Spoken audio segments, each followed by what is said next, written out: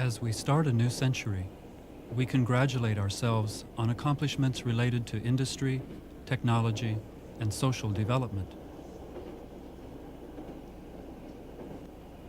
It's important to remember, however, these advances occurred during the same century in which it's estimated that 188 million people died because of wars, more than at any time in the history of the world. It's hard to be objective about war. War memorials are found everywhere, reminding us of the loss of life involved in various conflicts. But there are also questions of meaning at stake. Visit any battlefield or cemetery, and you'll find displayed messages concerning national values, courage, and heroic sacrifice. At cemeteries in particular, the bodies of those killed, wounded, or who served with valor are right there beneath your feet.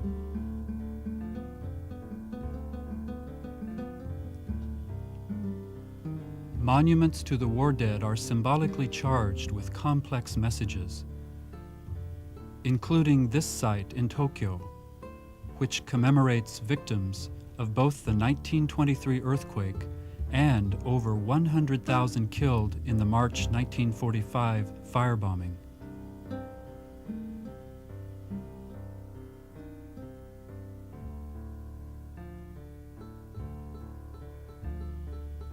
If it's hard to be objective about war, how can we assess fairly one of Japan's most important religious institutions, Yasukuni Shrine, that venerates the military dead of a state responsible for one of the bloodiest wars of the 20th century?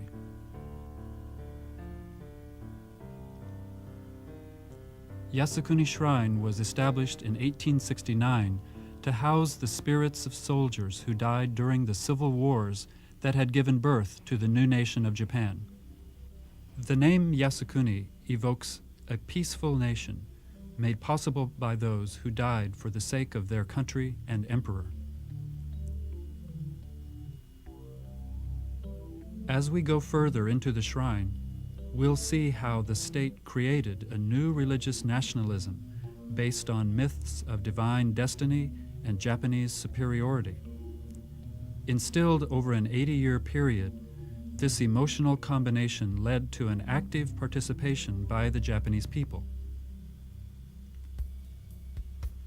As they modernized and industrialized their new nation, Japanese leaders followed models and precedents from Europe and America, where national agendas were bolstered by religious belief.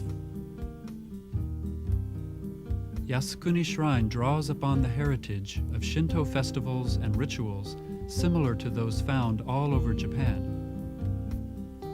But the shrine's emphasis on honoring and worshiping the spirits of the military dead gives it a special status. It is much more than just a war monument. Hungry for resources and territory, and fearful of being colonized itself, Japan fought and won wars of imperialism with China, Russia, and Korea. Almost overnight, Japan's soldiers became heroes celebrated in paintings, songs, and poems. This heady combination of war victories and economic prosperity only fueled the nation's territorial ambitions. Japan's divine destiny was to dominate the Pacific region and unify it into a powerful empire. But the military's early victories turned to defeats, leading to a last sip of sake before becoming a human bomb hurled at the enemy, desperately defending the Japanese homeland.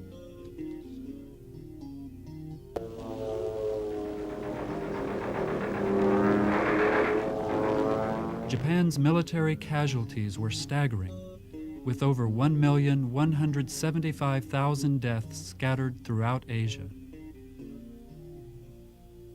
Soldiers fortunate enough to have their bodies retrieved would be cremated and brought home to the family grave.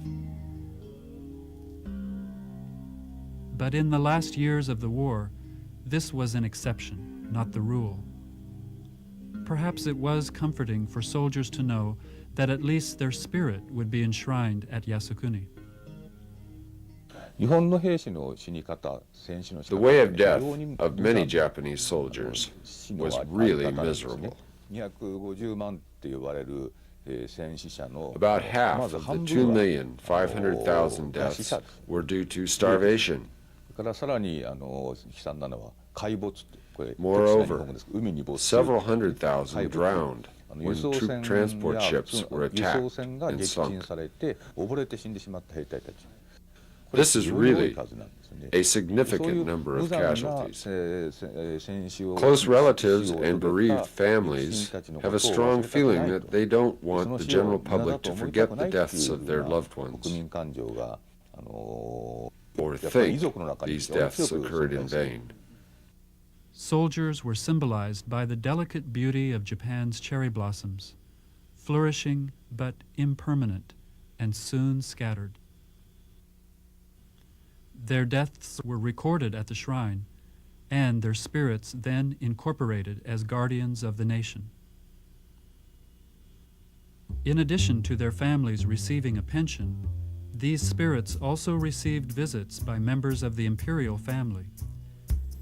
It was the first time in Japanese history when emperors paid tribute to the spirits of commoners. During the course of Japan's wars, Yasukuni Shrine and its priests were key proponents of the rewards of self-sacrifice. An 1882 imperial rescript stated that a conscripted soldier's obligation of loyalty to the emperor was heavier than the mountains, but that death was lighter than a feather. High-ranking military officers still attend yearly rituals at the shrine.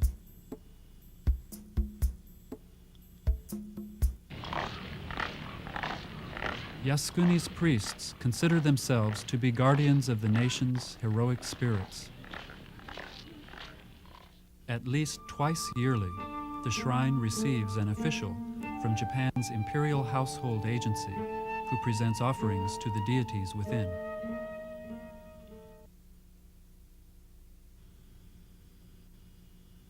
Daily offerings, prayers, and rituals, similar to those performed at any Shinto shrine, are intended at Yasukuni to soothe and calm the spirits of the dead.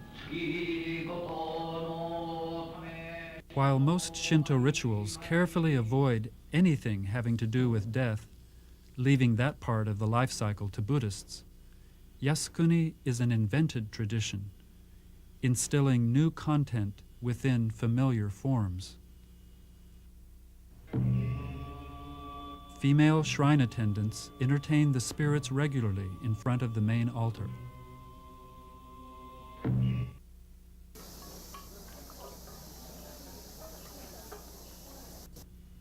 It's important to understand that, in Asia generally, spirits of the recently dead are believed capable of intervening in the world of the living.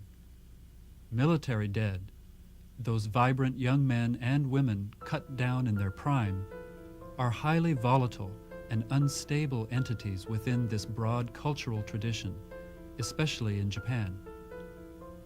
Many believe these spirits, which are confused, lost, or neglected on some distant battlefield, might seek retribution from the nation instead of those enemy soldiers actually responsible for their deaths.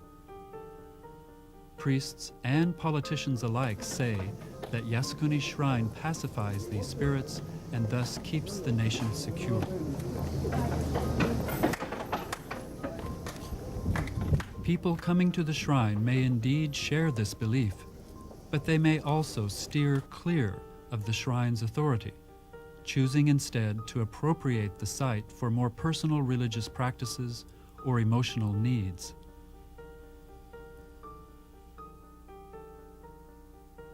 So, when observing what goes on among visitors to Yasukuni, we must allow for diverse levels of participation and beliefs.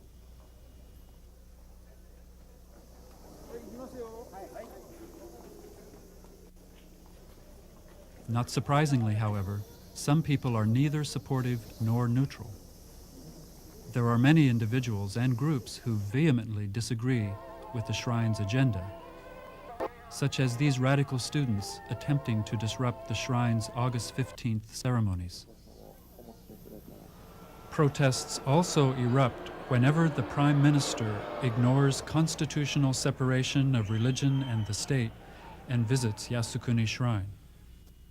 Fueling protests both within and outside Japan was the 1979 enshrinement of military leaders convicted of and executed for war crimes.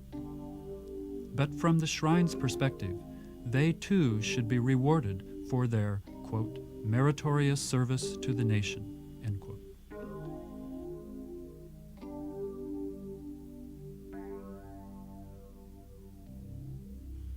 Every year on August 15th, the day the emperor announced Japan's surrender, the shrine draws large crowds of people.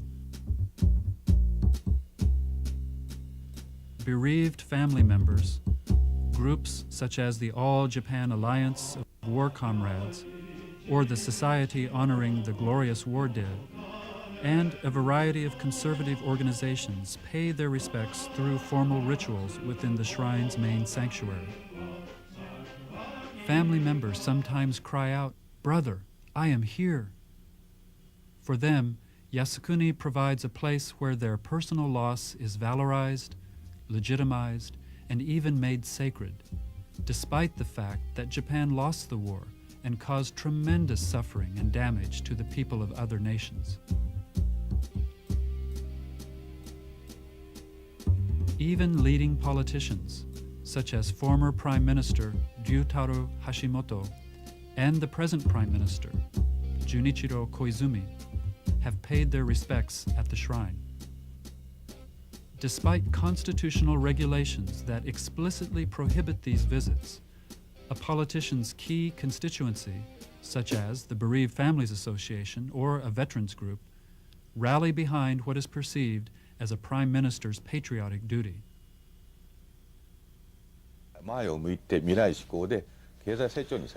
When the national agenda was focused only on the future and economic growth, the bereaved families felt strongly that they had been abandoned. That's why they support Yasukuni.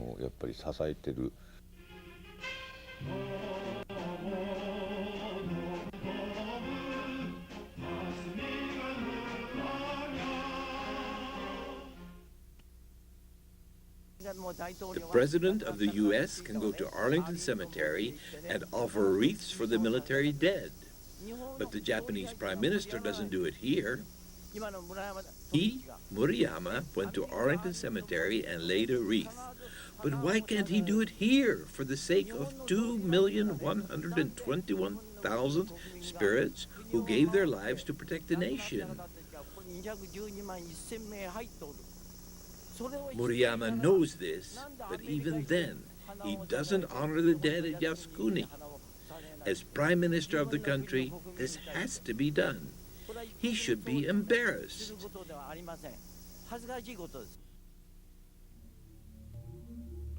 Adjacent to the shrine is the Yushukan Museum of War History and Memorabilia. Its exhibits, seen here in 1995, convey pointed commentaries about sacrifice, honor, and loyalty, and further amplify those voices defending why Japan went to war and the soldiers who fought in it.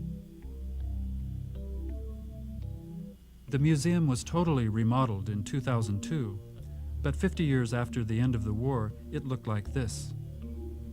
Personal items, detailed accounts of heroism ending in death, and photo portraits created a solemn and hushed atmosphere, as if a visitor were looking at the lives of the saints. In January of 1944, my ship was attacked by a submarine and partially sunk, but I survived and came back to Japan. Today, many young people come to Yasukuni Shrine and Museum. But since the schools don't teach modern history, the most regrettable thing is that they don't know about the war. Just saying you're anti-war does not bring peace. Many people think that Japan was forced into the war and had no choice.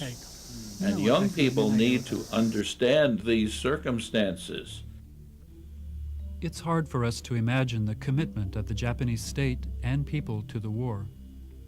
But it seems evident from these faces that duty and pride cannot be separated from a foreboding uncertainty about what lies ahead. From a young man just drafted who will soon be marching off to the front, to an officer and his soon-to-be widow, to a teenage kamikaze pilot, the museum elevates their deaths as noble offerings made for the sake of the emperor and nation. After visiting Arlington Cemetery and seeing the pious expressions of the American public, I feel sorry for Japanese soldiers. That's why I'm full of gratitude for everyone who comes to Yasukuni Shrine. My brother died in Burma in 1944. And this is the second time to come to Yasukuni. Every time I come here and see the exhibits, I can't stop tears from coming. There aren't any words to describe this feeling, but it makes me remember. Grieving individuals might bring to the shrine a paradox of emotions. Loyalty to the nation mixed with anger, bitterness, or regret regarding their personal loss. It's the role of the Yushukan Museum to structure these feelings and memories into a more stable perspective. Since women played vital roles in a wartime society, raising, educating, encouraging, and mourning soldiers, as well as performing labor of all sorts, they too received the museum's praise. Nurses who died at the front have their short lives well documented.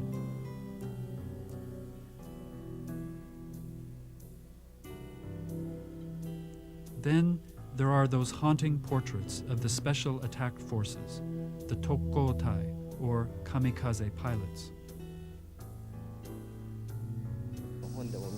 I read about the situation when the enemy's aircraft carriers were attacked by kamikaze. But right now, I can't imagine how they could do it. Personally, I don't have that kind of courage. Here we see the famous camaraderie of two pilots enjoying a last bite of rice, smiling and relaxed in the face of imminent death. Their bravery is mirrored by the exhibit of General Anami Korechika, who took his own life when faced with defeat. His uniform, sword, and blood splashed upon his farewell poem are material extensions of his body, producing a powerful emotional message for the visitor about loyalty and the tragedy of Japan's defeat. I only knew about the war from TV, films, and theater. So when I saw the farewell letters and photos and other articles, the reality hit home. It was so painful I couldn't see the whole thing and had to leave. Nowhere does the museum acknowledge the destruction and loss of life caused by Japanese forces throughout Asia. It seems that when the nation's redemption is at stake, historical facts count very little. Selective memory and forgetting is a specialty of ultra-conservative individuals and groups. They have turned the war into a simplified, dramatized myth, and they're not shy about broadcasting it. Yasukuni Shrine provides a gathering place for their ear-splitting sound trucks as they champion patriotism, the emperor, or any cause made to resonate with their nationalistic agendas.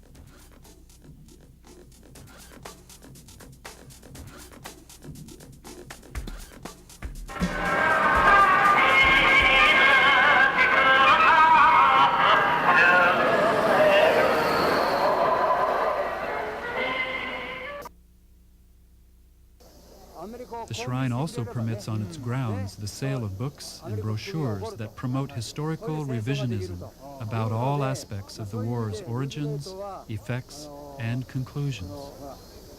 Judgments about war crimes trials conducted by the victors, or about Japan having responsibility for the war, are especially challenged. Organizations espousing these views, such as the All Japan Association, are also affiliated directly with the shrine.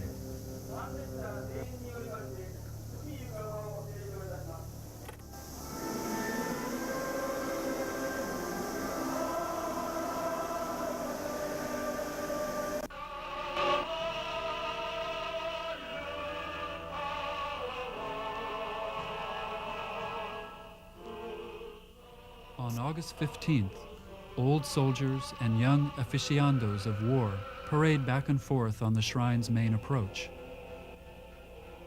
It's their way of honoring deceased comrades and sharing again in the self-satisfying pride of military service, actively praised by Yasukuni.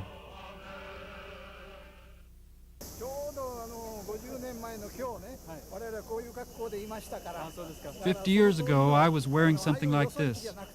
I want to wear what my friends who died wore, not the formal uniform you see over there. I want to console the spirits of the dead and to try and feel what they felt. So that's why I'm wearing this outfit.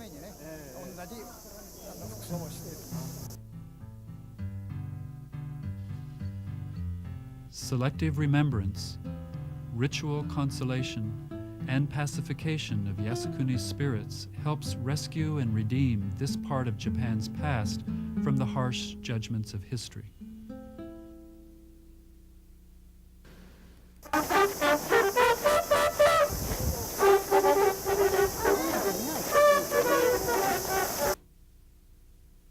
Like war itself, the bugle calls forth both exhilarating and somber displays of emotion.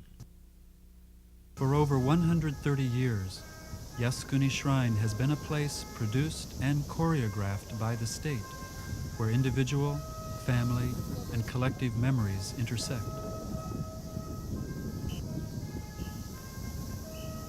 Contradictory and unresolved, its rendition of the war will remain open to periodic reassessment with each change of government and each coming generation.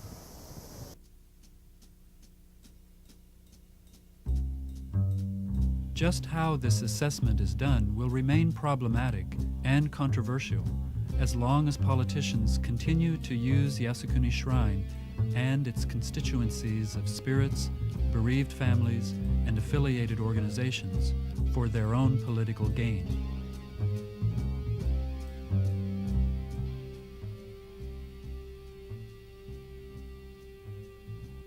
The balancing act between nationalism and civic duty, between elite and popular versions of the war, and between myth and history, is a balancing act that can never be stable.